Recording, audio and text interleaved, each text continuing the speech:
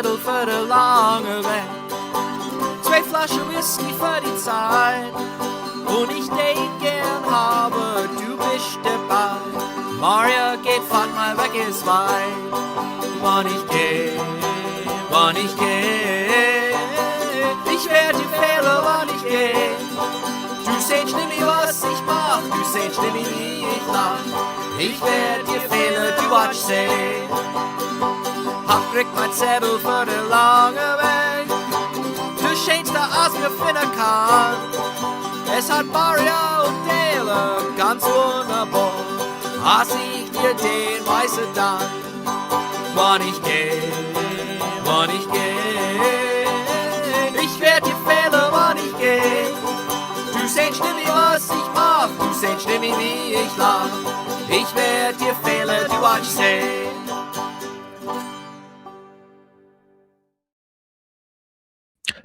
Well, good Ovid, leave a light. Good evening, dear people out there in internet land, whether you're joining us on the YouTube channel or our Facebook page. Boy, am I happy to have you with us.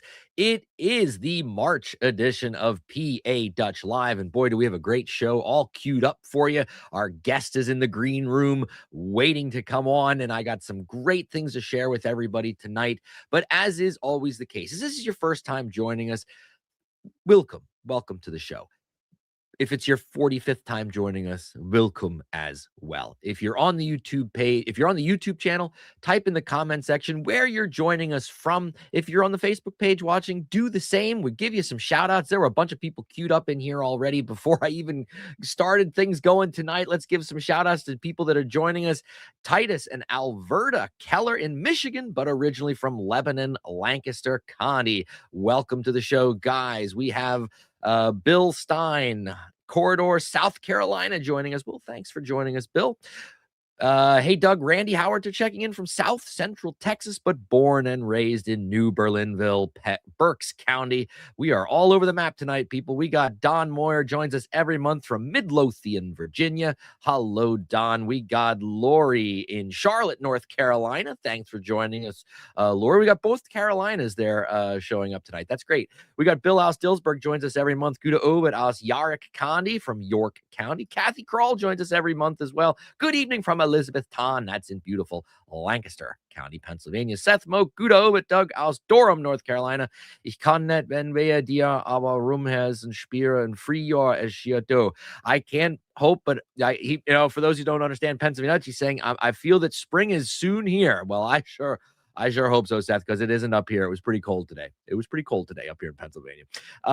We got V. Gates, Dave Smith, Doe aus Pendleton, Oregon, West Coast, representing my distant cousin, Carol. Good evening from beautiful downtown Burnville. Good to see that you're back in Burnville. Carol, I heard you spent some time in the hospital. Glad to see that you are home. Our good friend Dolly Moyer joins us every month as well. Hello from Fleetwood in beautiful Berks County, Pennsylvania. Lenora Holt joins us every month too. This month from Lakeland, Florida.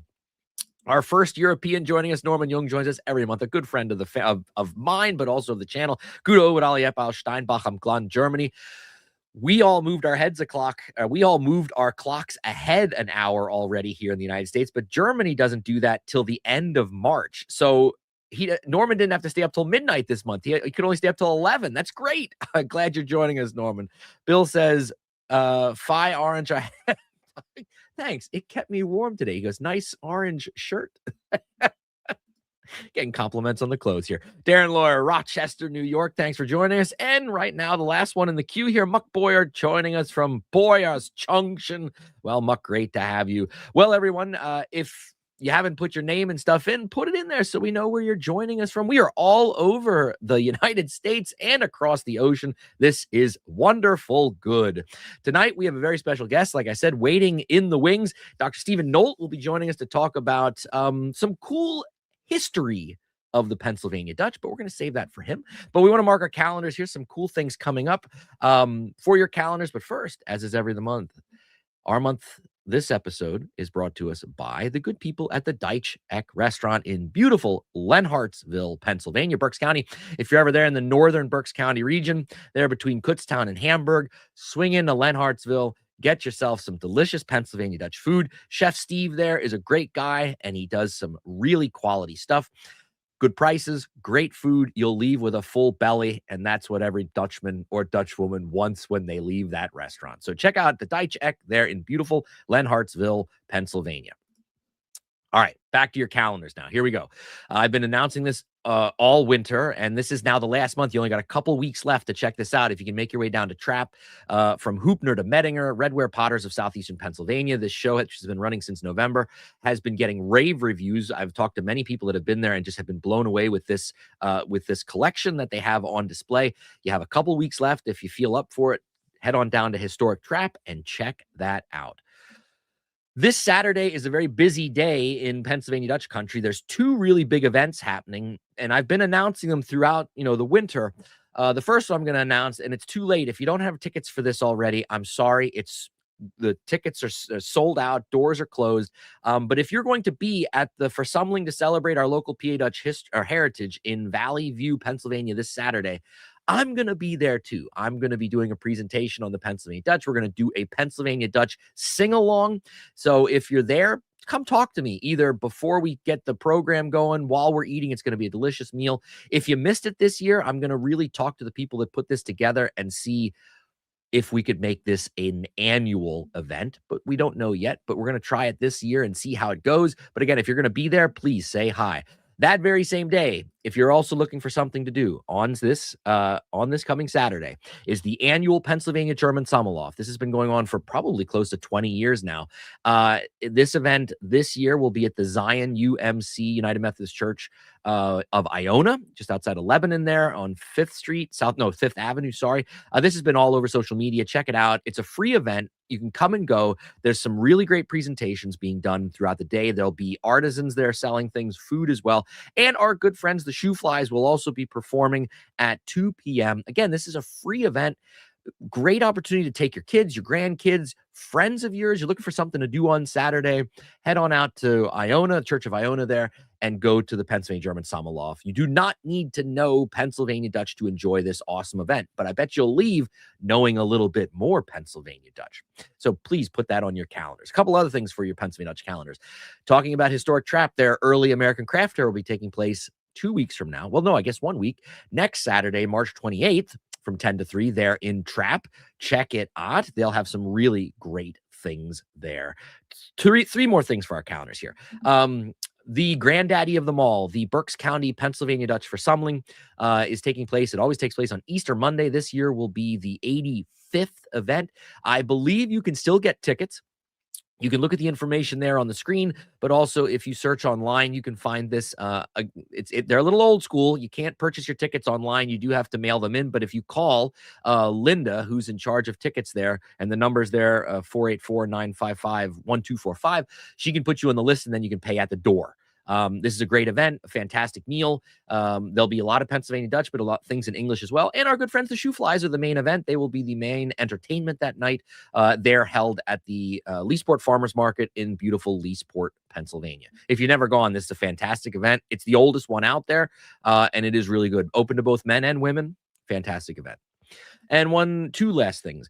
If you would like to worship in Pennsylvania Dutch, we have a Pennsylvania Dutch language worship service that's going to be both in Pennsylvania Dutch and in English on Saturday, April 25th at 2 p.m. That will be at Becker St. Peter's Lutheran Church in Mulltown. The actual address there, 265 Main Creek Road, Fleetwood, Pennsylvania. The service will start at 2 o'clock. As I said, worship will be done in both languages, so you do not have to understand Pennsylvania Dutch to participate in the worship service. We will have guest musicians. The Shwadora Shala from Lebanon County will be performing some music. I will be giving the sermon. We'll be singing the hymns, 3 hymns in English and in Pennsylvania Dutch. Come on out. It's going to be a fantastic event. We'll probably have some Dutchy desserts after the service. And our good friend Carol, who is joining us tonight, will be on the organ bench that day. It's going to be a fantastic day. So mark your calendars for a trip to beautiful rural Fleetwood, Pennsylvania. It's going to be a really, really nice day. And one last thing for your calendars. The Kime Homestead in Loboxville, down below Ole in the Ole Valley there. The Cherry Fair is coming back. Mark your calendars Saturday, May 23rd from 10 to 5 p.m. There'll be live demonstrations, food, fun, games, all those things, and a lot of Pennsylvania Dutch stuff. So add that event to your calendar as well. Hey, a couple people joined us for the in the stream here. I want to give them quick shout outs. Greg said, hey, what's good? Everything's good, Greg. How's that for an answer? Gary Weaver joins us almost every month. Wie bist? All right. Von Egypt, Pennsylvania. Derek Keller joins us almost every month as well. Hello, von Win Gap, wie bist du? Hey, Derek, ich bin ziemlich gut. Carl XD, hello. I joined just in time. Great to have you joining the stream, Carl. And finally, Carol says the organist will be playing in English. There you go, people. There's another reason to come to that church service. Organ will be played in English. That's funny. Thanks, Carol. All right. Every month we do a hee-haw style salute to some town in Pennsylvania Dutch country. And this month we go, how salute to Elizabethtown, Lancaster County, founded in 1753. And according to the interwebs, the last number I could find on population was 11,639. Give or take, right? All right. Oh, Rose, who's this? Rose from the Poconos. V Gates. Hey, es geht mir gut. Es geht mir gut, Rose. All right. We got a great show now. We've gotten through all the news. We've gotten through stuff for your calendars. It's time to bring in our special guest. This month, we welcome Dr. Stephen Nolt of the book Foreigners in Their Own Land. We'll be talking about that and what he found in the research for that book and some other really cool things that he wants to share with us. So without further ado, I'm going to pull this out of the stream and I'm going to bring Stephen in. Hello, Dr. Nolt. Stephen, it's so good to have you here on PA Dutch Live. Good evening. It's good to be with you. All right. It is. I'm really excited to dig into this conversation with you. And I know a lot of people out there that are watching are as well. But I like to start every this part of the show every month with this question to you, Stephen. Are you Pennsylvania Dutch? I say that I am. Yes. I have to admit that I don't actually speak Pennsylvania Dutch. I'm sorry to say. I apologize for that. I could do like this entire time in an English Dutchy accent, but I think we discussed earlier that maybe that would be a little too much. So I can definitely do that, but and I speak standard German given schooling and semester in Germany and other things like that when I was a college student. But unfortunately, I don't actually speak Pennsylvania Dutch. One of my sets of my paternal grandparents did, but it sort of stopped with that generation on that side of my family, unfortunately. So when you were a kid did you get to spend time with those grandparents? Did you hear them speaking it? Somewhat, yeah. Actually, my grandmother was, or I should say, I was actually quite young when she passed away. So that also kind of prematurely brought that conversation to an end that I would have witnessed or heard. Yeah. So, and also to get the audience to understand a little bit about you, tell us about your profession. So you are a professor. Please tell us where you're a professor and what kind of courses you teach at Elizabethtown. Right. So I'm at Elizabethtown College, which is the town that was just saluted. We're in Northwest Lancaster County. We are in Lancaster County. We're fairly close to Harrisburg, the state capital, for those who are kind of trying to imagine or picture where we are. Harrisburg's not in Lancaster County, but we're actually fairly close to Harrisburg. We're sort of on the edge of Lancaster County. Elizabethtown College is a primarily undergraduate school, about 2,000 students. And I am positioned at the Young Center for Anabaptist and Pietist Studies. So that's a center that we're 40 years old, or actually this fall, the Young Center will be 40 years old. And it's a center that, as the name would suggest, focuses primarily on the experience of groups like the Amish, the Brethren, the Mennonites, Pennsylvania German groups coming out of Anabaptist and Pietist traditions. Elizabethtown College was founded by members of the Church of the Brethren in 1899. So that's why the Young Center is here. We have archive, we call it the gallery, but sort of a museum area. We have courses. We co-edit an online journal with Ohio State on plain Anabaptist groups. We work with a book series with Johns Hopkins University Press. We do have some courses here. So yeah, that's kind of the right. We have visiting fellows, visiting scholars, maybe other faculty who are on sabbatical who come here for a semester. We have people from other parts of the world who spend time here doing research. Many of those researchers are particularly interested in the Amish, but we also have researchers who come for other reasons as well. So can an undergraduate do a major in Amish studies or something like that? Like if we have people listening out here who have children that are thinking about, oh, I wouldn't mind studying that. Like, is that an actual major at Elizabethtown? No, it's not. We have a number of courses, but no, it's not. It's neither a major nor a minor. But we do have courses, and there certainly there's the possibility for students to do um, research or internships or just be a student assistant here at the center. So there are a variety of ways that students can be involved, but not necessarily as a major or a minor. Awesome. It's a great little school, everybody. If you're looking, if you have grandchildren that are looking to go to school at some point, check out Elizabethtown. They do great things there. So the reason I invited Dr. Nolt on in the first place was because 30 years ago, and I didn't realize this until him and I like hooked up and started talking about having him on the show. But this is the 30th anniversary of the book that he published called Foreigners in Their Own Land, Pennsylvania Germans in the Early Republic. And this is a book that early on in my graduate studies, I read, thanks to Dick Beam. He's like, here, you got to read this one, and gave it to me there at Millersville. And being a student of history, along with my Pennsylvania Dutch background, I found the book absolutely fascinating. And I've wanted to get Dr. Nolt on the show for quite a while. So we finally were able to meet up and say, hey, and he's like, yeah, let's go, let's do this. So let's talk just briefly about that book. What, if you're working with Amish studies and the plain people, what pushed you in the direction to say, okay, I want to look specifically at this era in history? So post-revolution, or, the early years, as it says, the early years of the Republic. What kind of drew you to that era in history? Yeah. So first of all, I have through the years gotten more and more kind of ensconced in Amish and Mennonite studies. But starting off, I think my interests were considerably broader. I was interested in religion and ethnicity. I would have never imagined, kind of looking back, or I should say, at the time, I wouldn't have imagined looking forward. What I now see looking back, of the kind of direction that my career has taken, which has been wonderful. But I wasn't sort of imagining that I'd be doing today what I'm doing. So I was interested in religion. I was interested in ethnicity. I was interested in the 19th century. I can't put a finger on why I've always been interested in the 19th century, but just been an interest of mine, drawn to that era.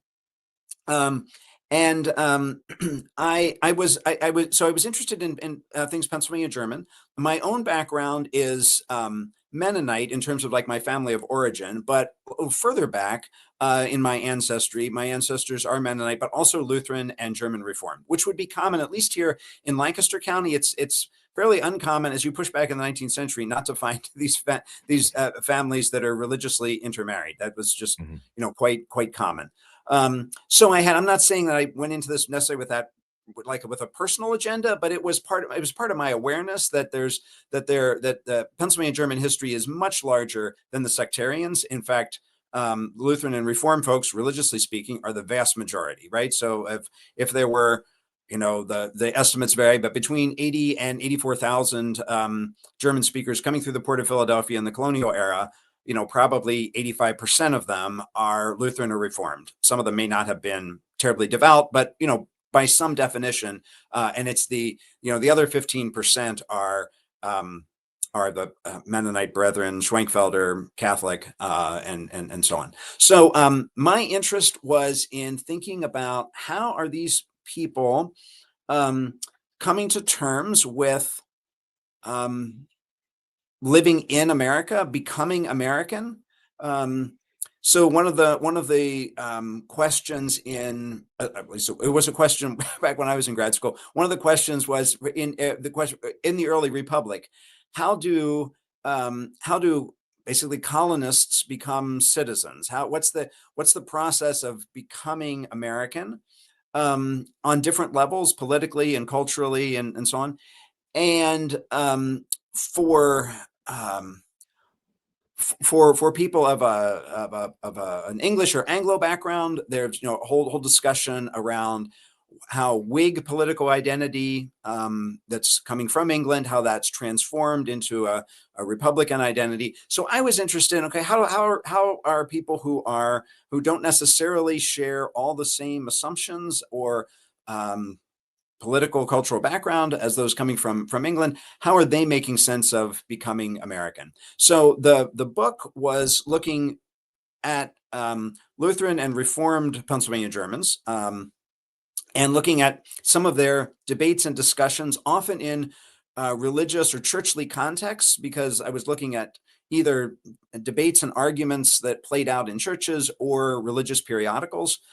There's a whole other world of German language newspapers, and I didn't get into that as much, just to sort of limit things. So it's not really I wouldn't say it's church history exactly. It's not exactly religious history, but on the other hand, I was using more church produced or religious community sources for the questions that I was looking at. And I took it from, as a sort of a background chapter and so on, and I take it up to the 1840s, or maybe about 1850 or so. Henry Harbaugh publishes a number of interesting essays in the early 1850s in German Reform publications. So I ended with him. Yeah, so I think we've had a lot of guests on the show over the years that have talked a lot about the people that came, that first generation or the first wave in the 1700s and throughout the mid 1700s. And I think a lot of people watching the show and that are familiar with the channel, they understand that era in history. Whether they left Europe because of religious persecution, or they wanted a better economic better economic possibilities, own land, all those things. I think a lot of us understand that history, that era, somewhat better than maybe other eras. And then most of us are familiar with the revolution, of course, this year being the 250th anniversary.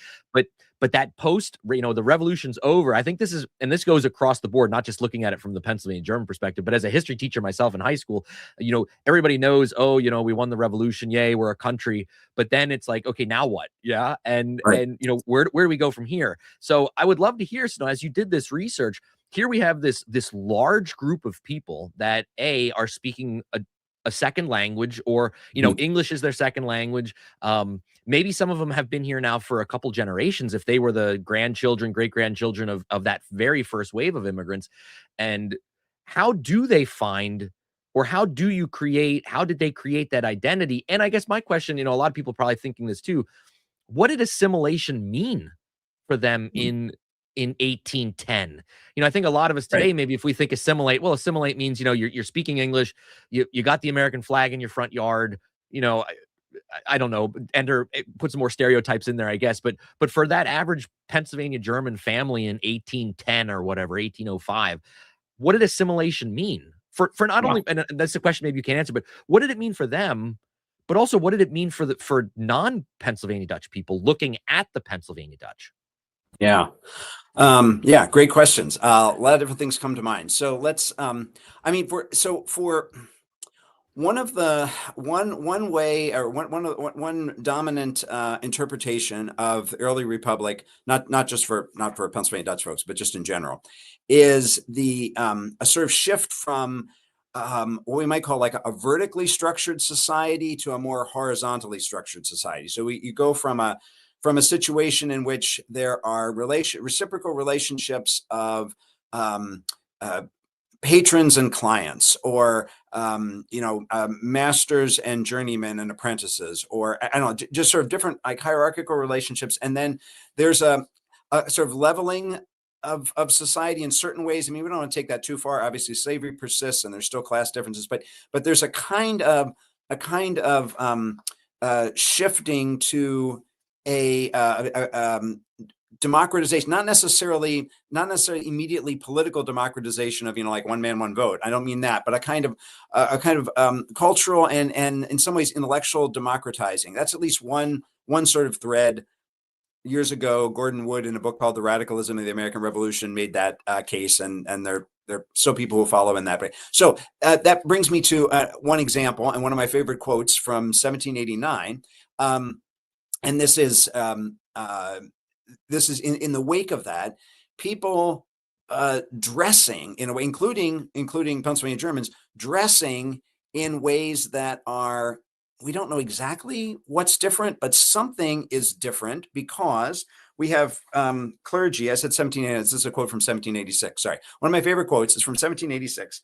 And these are German Reformed clergy.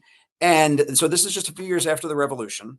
And they say in a letter, it's written in the names of several people, so it's collective, but the blessing of peace has been attended with the sad consequences of display in dress, debauchery, and luxury. Now there are very few, who do not live above their stations, so that a stranger on Sunday or festival days cannot possibly tell whom he meets. So you get a sense here, and this might just be a grumpy old, group of grumpy old men, but something has changed. People are not dressing the way they're supposed to. And again, I'm not talking about like, Amish dress, right? I'm talking about like there was a way that people dressed that suggested where they fit into society. And now by 1786, it seems like, when you go out on festival days or on the Sabbath, people are just dressing however they want to. So there's some element of individual expression that for these clergy is troubling, but it's a kind of a window into something. Something has changed. So Do you think they equated it to like old world, new world? Like, these old, European style thought of class, and you dressed where you fit in society. And now it's a whole new, it's literally, it's a whole new world. It's a whole new country. I don't know. Right. It's Yeah. Yeah. It could be one of the things then that I was interested in looking at was how I didn't necessarily find evidence for like a complete revolution in Pennsylvania German culture. In fact, one of the things by other, so we could look at other markers like Aaron Fogelman shows that there's relatively little, comparatively, little geographic mobility on the part of Pennsylvania Germans compared with some other white Americans. So there are high rates of endogamy. So there are ways in which even early on, these are fairly settled, and by some definitions, I suppose, fairly traditional people. Tradition meaning like there's something that's holding them to the sort of persistence pole of that spectrum of change and persistence. But there are also changes, of course, that are happening. So there's this interplay of continuity and change. So in terms of like politics and understanding their sense of Americanization, I describe this as peasant republicanism. I guess it was sort of a term that I made up, but peasant republicanism, meaning there is a sense of and okay, so by republicanism, I mean this is a political commitment to um, being citizens, right? That it's we're not in a static political order. You have a right. We're not just subjects who have obligations and perform duties. We're citizens with rights and responsibilities. But peasant republicanism was a fairly localist and kind of communal take on that. So from the English and Whig perspective, and John Locke and other things, republicanism was fairly individualistic in terms of rights and responsibilities. And we see among at least some of the Pennsylvania Germans who are writing about this, one of the things they're uncomfortable with is the more individualistic expression of republicanism, and they think in terms of community social mores that are also offering a check on behavior.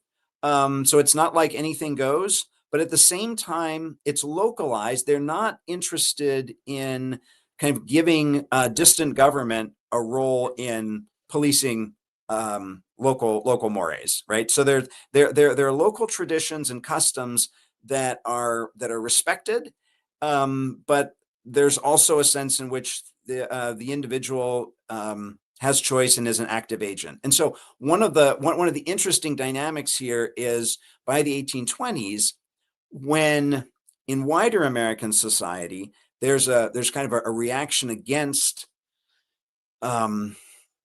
maybe too much, or a fear of too much individual autonomy.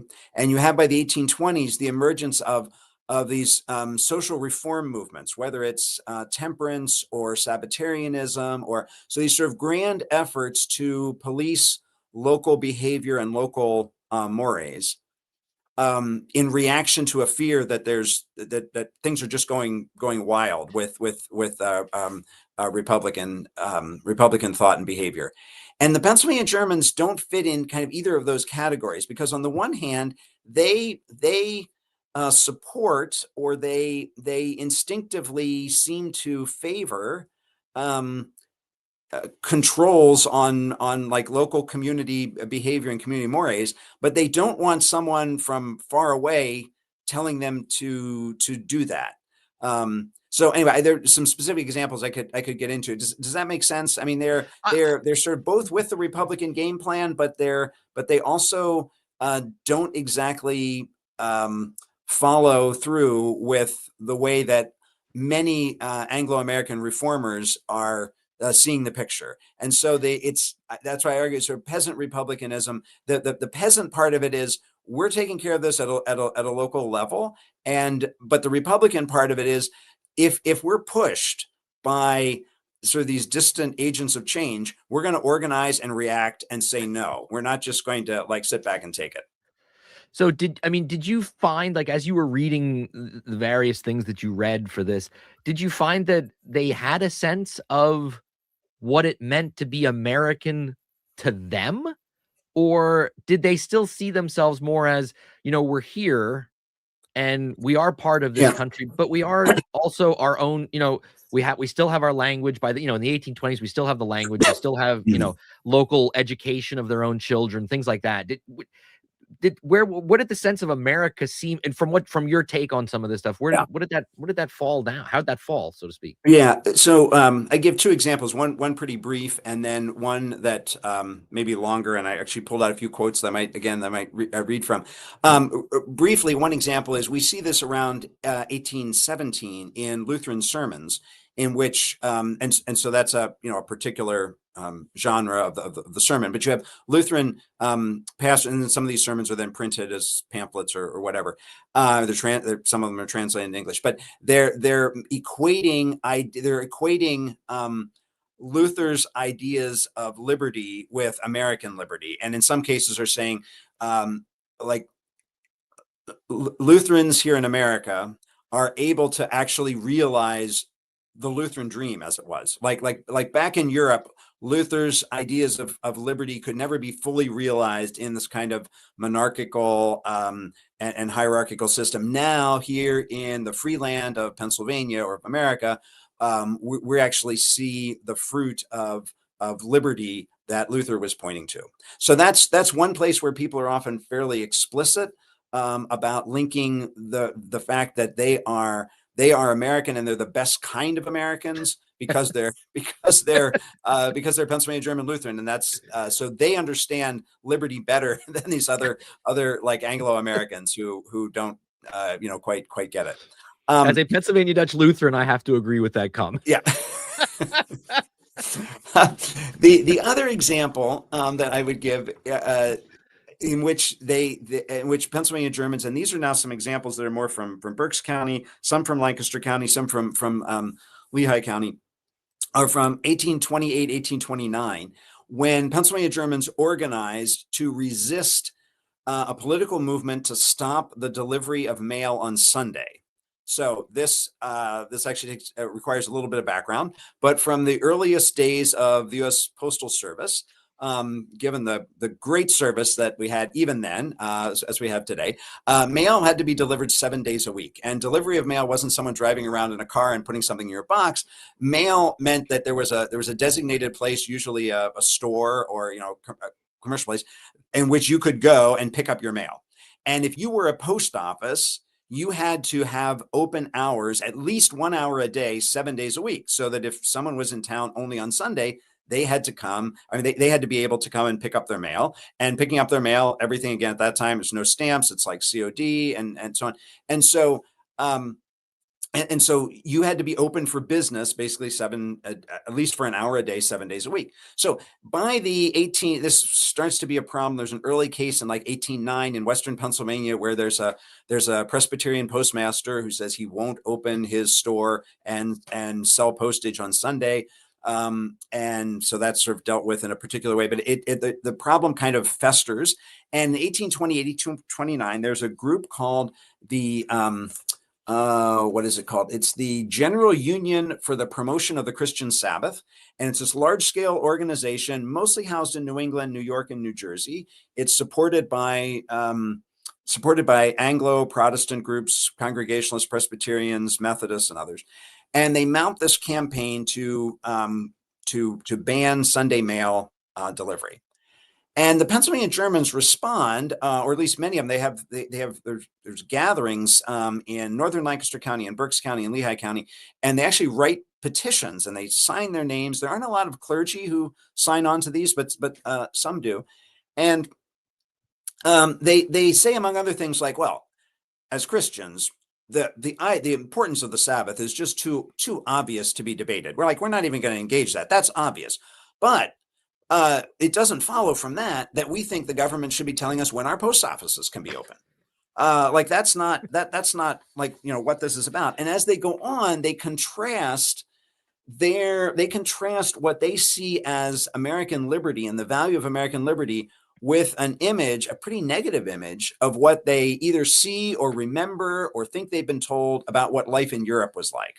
So I'm going to read a few quotes. This is, and so you can sort of read it backward, and you can see, no, these people really see, like, they believe that they are Americans and they're claiming something valuable about America. And so on one hand, the threat is like what they feel like they left something in Europe that they don't want to return to. And the threat is now from these other Anglo-Americans who don't realize or don't remember what, oppression was like that they had experienced. So they, just going to have a couple of quotes here.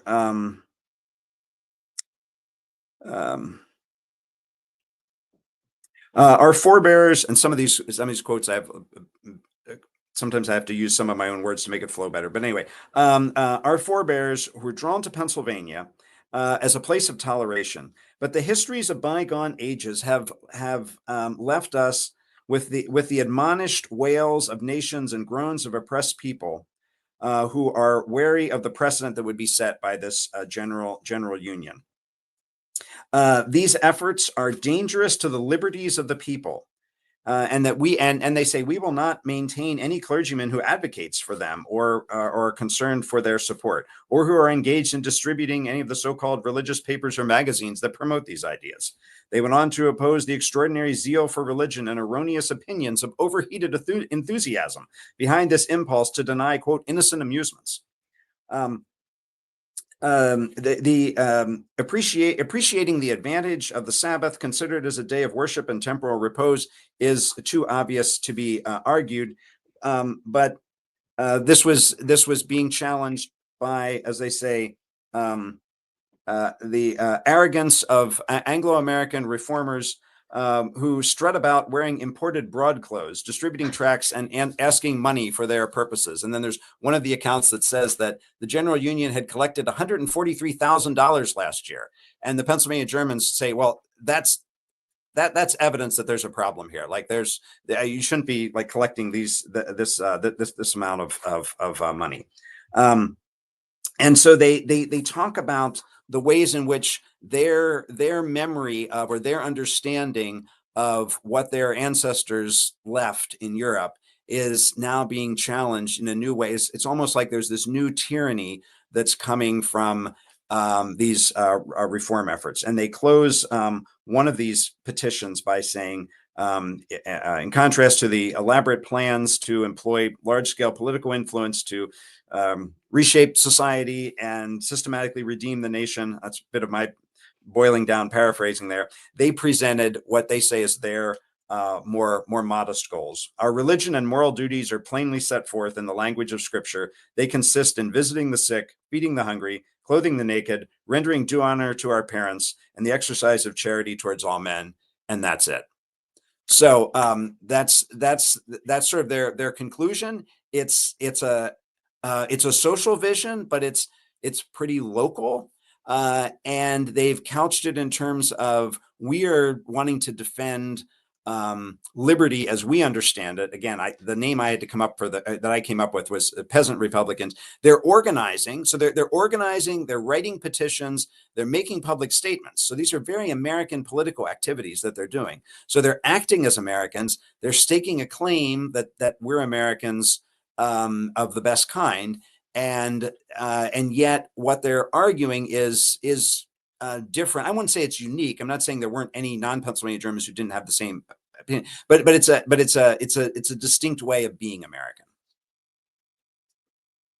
I never, geez, I never thought about it that way in the sense that, I guess it's on. I mean, we could say that today. Everybody, if you asked 5 people on the street, what's it mean to be American? You could possibly get 5 completely different answers, right? Mhm. And if we're looking at it, even though this is 200 and some years ago, just thinking about there had to be some sense that they did see themselves as different from the non-Pennsylvania Germans. Whether it was Mhm. language, they had in some instances, we had this strong bed of Lutheranism and these different Christian sects that you didn't find in New England or you didn't find, Right. in other former colonies in the United States.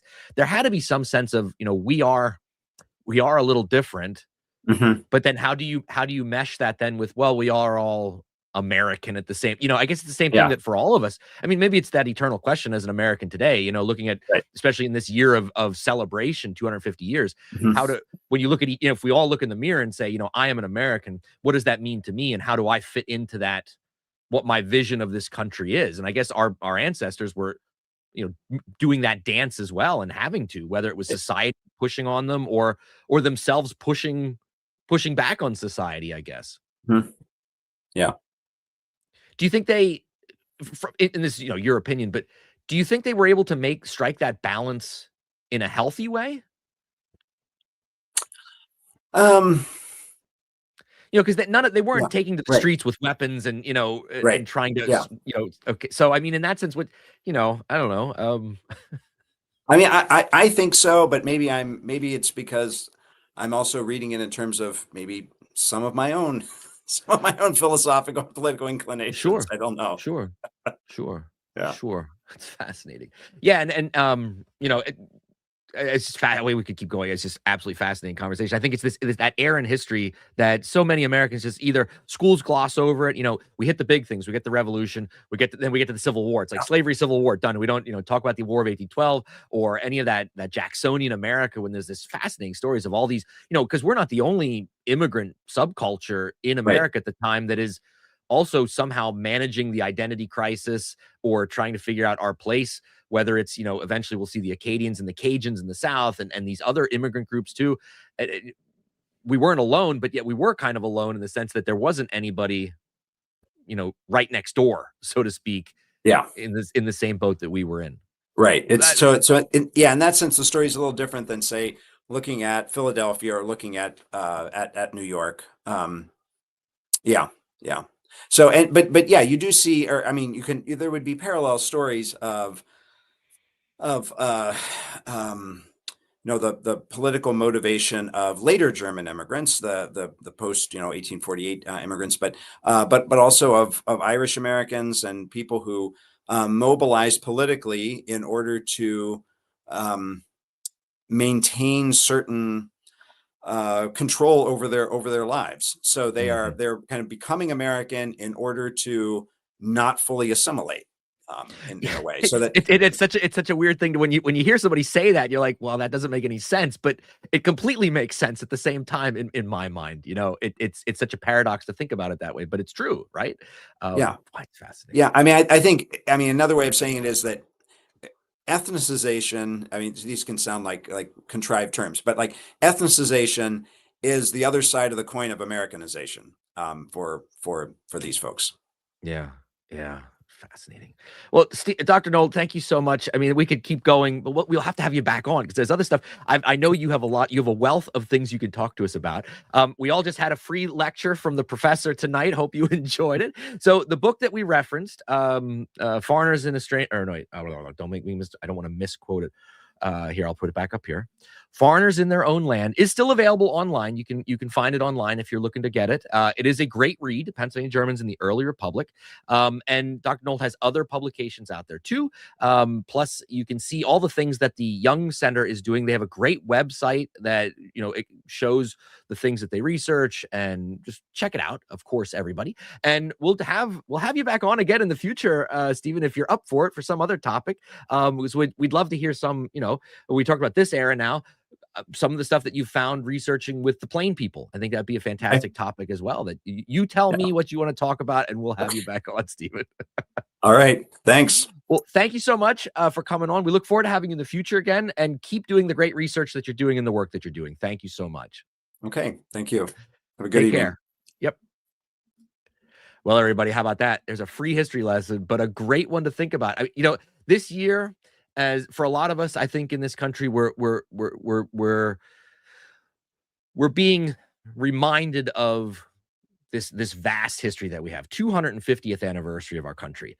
And for some of us, we were alive for the 200th. I wasn't. I missed it by 4 years. But there was that spirit of 76. Well, fast forward now, it's 250 years.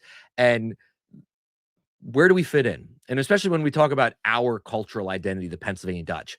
And it's really important for us to think about and learn about what was before us. It is important to do that. And like I said to Stephen, and I said to everybody, we've had guests on the show before where we really talked a lot about the first group that came and why they came and what they did when they first got here. But what we talked about tonight, we're looking, a couple generations for my family, my relatives. By 1800, we're 5 generations here in the United States already, colonial Pennsylvania, and then into, to 1800. We're 5 generations here, and a lot changes in 5 generations. Think about it. And where do we fit in now with a whole new identity, and trying to maintain our own identity, but also trying to be part of this bigger new identity as being Americans. So as you celebrate our 250th anniversary this year, I would call on all of us Pennsylvania Dutch to think a little bit about, those people that from our family, from your family, that came here, made that great sacrifice to make it across the ocean, whether it was in 1710 or whether it was in 1810, and thinking about how they had to maneuver the waters, not just the waters in the ocean, but the waters once they got here. Fascinating stuff. It is a great read. So check out that book if you're interested. And like I said, there's other stuff online from Dr. Nolt, and check out the Young Center for Anabaptist Studies, because they do some really, really, really awesome work. All right, let's keep trucking. What a great topic tonight. So there it is, Stephen Nolt. That's great. Hey, it is every month we try to share something Pennsylvania German, Pennsylvania Dutch language related. And I'm not doing a poem this month. I decided, the Pennsylvania Dutch have all of these sayings, superstitions, beliefs that can be applied throughout the year. There's ones specifically at Christmas time. There's ones around Easter time. There's ones at the New Year. There's ones with planting. There's there's ones with harvest. You guys know this if you're, these old Pennsylvania Dutch beliefs that we have. I found 3 specific to the month of March. So these are March idioms, phrases, ideas that were common among the Pennsylvania Dutch. So I'm going to pull myself out and just have this on here. So the Pennsylvania Dutch is on the left, the English is on the right, and you choose whichever language you want to follow along in, but I'm going to read the Pennsylvania Dutch. Here we go. Gebräuche in Mats. So customs or thoughts for March. Wann der Mats wie ein Leibbrei kommt, dann geht nas wie ein Lamm. That's one we all know, and a lot of us know that. If March comes in like a lion, then it'll go out like a lamb, or vice versa, right? The second one, wann im Hanning die Katz draußen der Sonne schläft, dann muss sie in Mats zurück zum Offer.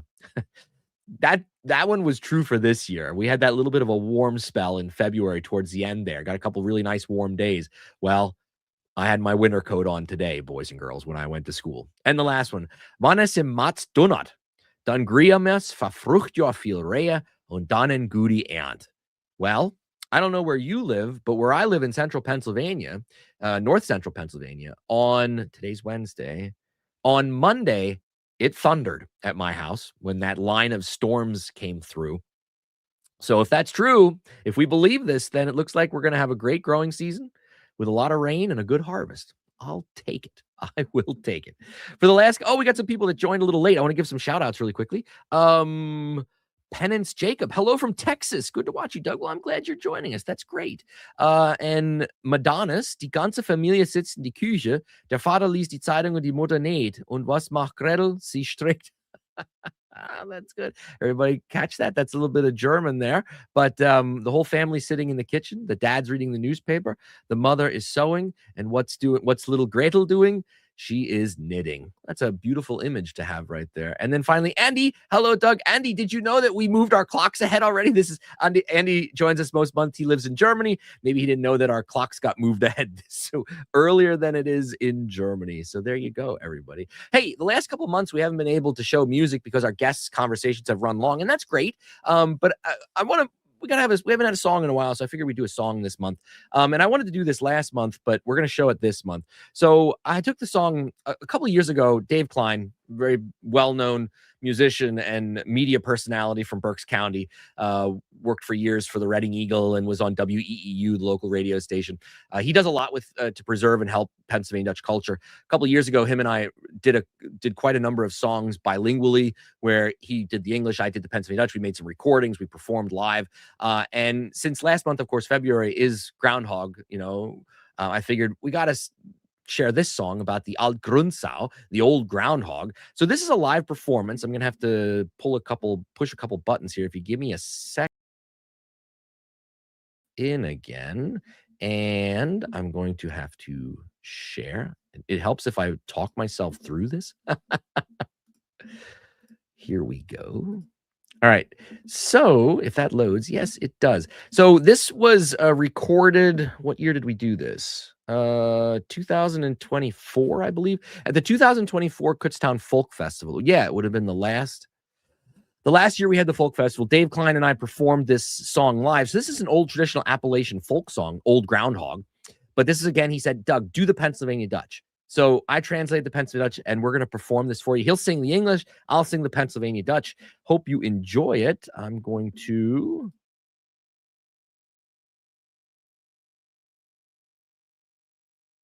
This one's called Old Groundhog. And first I'll sing it in English. Then Doug Madenford, my buddy here, will sing it off the Pennsylvania Dutch dialect.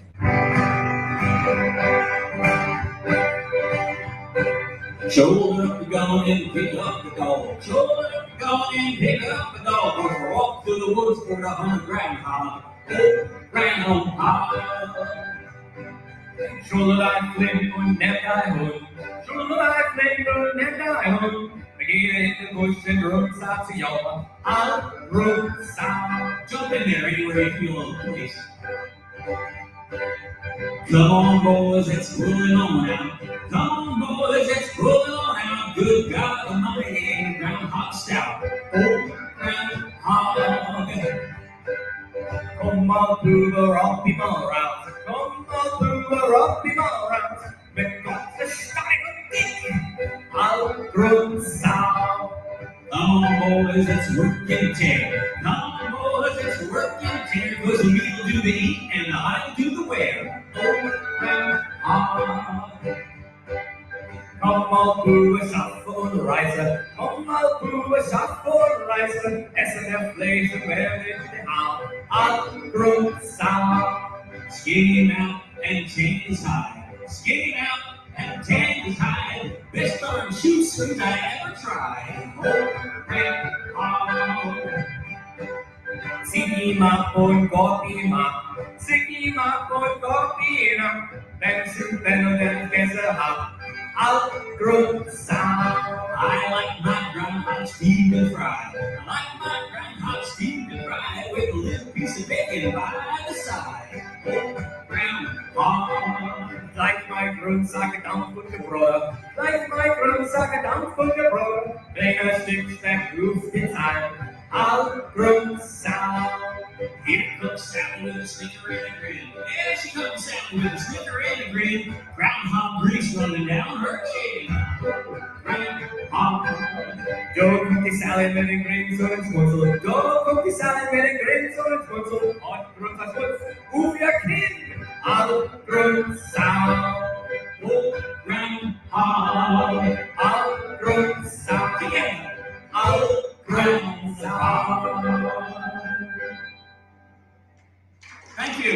Now it seems to me that he's working on it. He's got a lot more syllables going on than I do. I was just gonna say that, when Dave sends me these songs and they're great, and I think to myself, how am I gonna put this into Pennsylvania Dutch? Because he has the melody written, and there's the melody, and he has the syllables all worked out in English. Well, if you didn't know this, Pennsylvania Dutch sometimes has bigger words than we have in English, and the syllables, they don't have the same amount of syllables. So when I had to translate this song, I really had to put my thinking cap on, but we made it. I think we made it work. It's like if we were jogging, I would have jogged like 2 feet, and you would have jogged 2 miles, Something like linguistically. All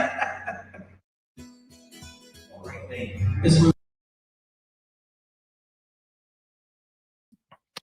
There you go, people. A little bit of Dave Kline and myself doing some Alt Grundsau. Back in the good old days when we still had the Kutztown Folk Festival. It makes me a little sad to watch that video, knowing that those times are gone. But we'll do some new stuff as the future moves. Real quick, we also have El Bromedy 8583. Grüße aus Göttingen. Another staying up across the ocean. Glad, viele Grüße. Es freut mich, dass du da bist. Groß Dank. And Jason C-Rock, always a good show. Brother Doug, sadly, we couldn't really honor St. Gertrude yesterday. Too called. Yes, if you guys know, yesterday was St. Patrick's Day. Well, for the Irish Americans, and for us Pennsylvania Dutch, yesterday was also St. Gertrude's Day, which is traditionally among the Pennsylvania Dutch the day that you plant your peas and onions. But I don't know about where you live, but where I live, there was no way I was getting in my garden yesterday. Heck, we had over an inch of snow Monday night into Tuesday night at my house. So St. Gertrude, I'm going to have to catch up with you a little later down the road. And Muck Boyer says, hey, will we see you April 6th at Leesport? No, sadly, Muck, I will not be at the Berks County for Sumling this year. Hopefully next year I will be back, though. All right, real quick, let's close out the show this month. But I gotta get on my soapbox really quickly. I saw this post yesterday on Facebook in the Pennsylvania German PA Dutch group, and I'm just going to read it. Not trying to be negative, but is learning Pennsylvania Dutch even practical right now? I know it's about history, heritage, and so on, but eventually it will be a dead tongue. Kind of like learning Latin at this point, isn't it? Even the oldest version of English, like the original King James Version, is almost completely unrecognizable. Just wondering if it's worth the effort to learn it. Well, people, I need a whole show to give my honest response to that. But I know why people ask questions like that. And I totally get it. But I'm going to tell you the elevator, the elevator answer, the elevator pitch answer that I would tell anybody. The answer is yes. The answer is yes. Regardless. Why wouldn't you learn Latin? Maybe you will learn something from learning Latin. Every language is a mirror or a window into another culture. Different ways of looking at the world, different ways of looking at life and our place in life. It's a whole knowledge. It's a whole library of knowledge is every language. And Pennsylvania Dutch, even though it was this language of farmers and rural peasant Republicans, as we learned tonight, was rich of culture, rich in history, rich in story, rich in views on the world. And yeah, can I walk down the streets of Hamburg, Berks County, Pennsylvania tomorrow and speak Pennsylvania Dutch with every other guy I meet like my grandparents did in the 1930s? No, of course not. But that would never stop me from learning something that for me is part of me. And for some of you, that's the case too. Maybe you didn't learn it from your grandparents because they didn't pass it on. That should never stop you from learning, right? Learning anything. It's never too late to learn something new. And maybe Pennsylvania Dutch is that next thing on your list. Don't let the negative hate out there stop you from doing it. You will learn much more than just words when you learn a new language. You will connect to your relatives that are long gone. You will connect to our story. You maybe will connect to those people debating about whether mail should be delivered on a Sunday 200 and some years ago. Don't let the negative people out there pull you down.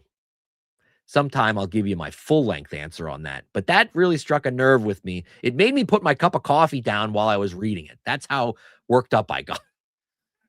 So just some thoughts really quickly from Brother Doug on that comment. If you noticed, there were 118 other comments that day, and I read through some of them, not all of them, that pretty much just said what I just said to you guys. So I was very happy to read those. That made me pick my coffee cup back up.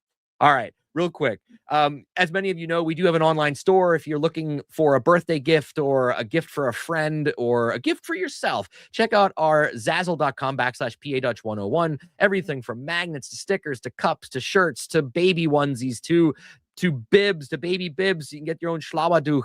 You can get a Boomba t-shirt. You can get a I've been to Charlottesville t-shirt. They make great gifts, and they are definitely, get yourself a magnet for the back of your car that says, I break for hex signs. You can get that on our site. Or Mox Good. I got that magnet. I've seen that around. You get the Ich bin Deutsch. There's tons of stuff on there.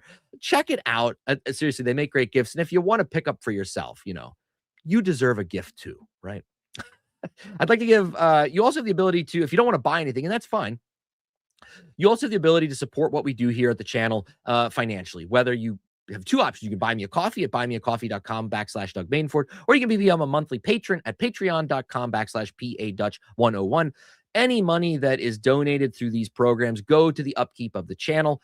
It helps me do the work that I'm doing to bring all this Pennsylvania Dutch content to you month after month, week after week on the YouTube channel. Real quick, some people have put some comments in. I want to give them a shout out.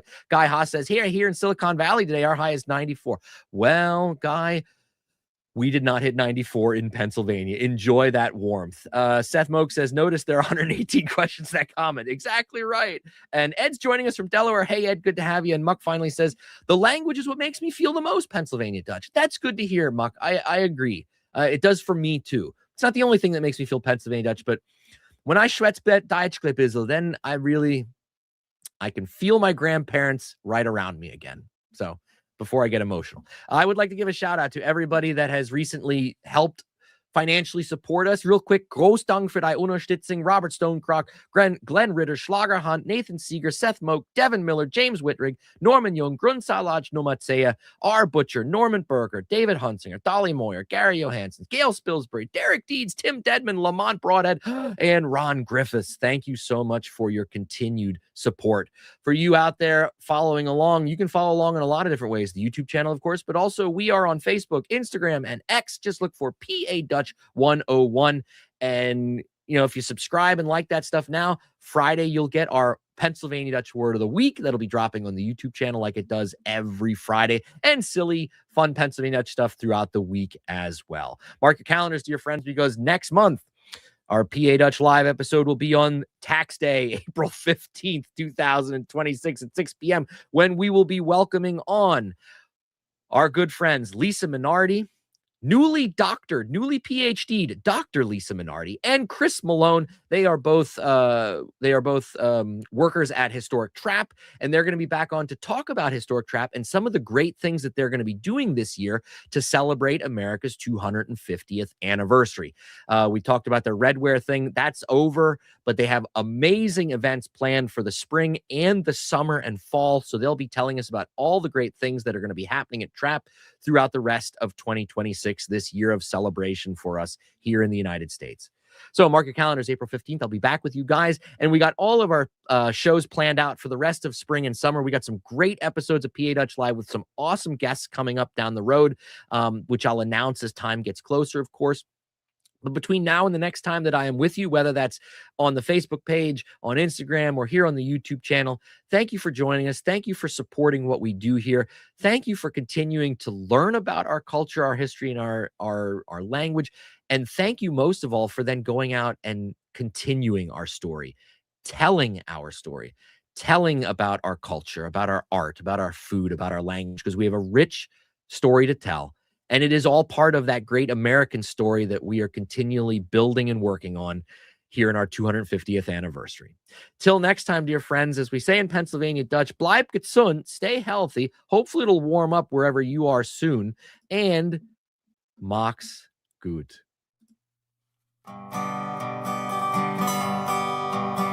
Max gut zu dir, Max gut zu dir, Max gut zu dir for now. Unsere Zeit ist all und so es ist, mach's gut for now. Hoff wieder mit dir zu sein, hoff du bringst zurück ein Freund.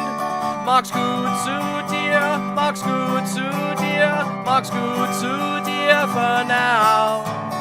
Unsere Zeit ist all und so es ist, mach's gut for now.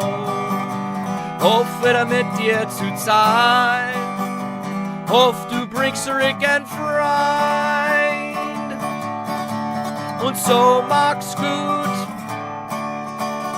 gut, lieber Freund, mach's gut.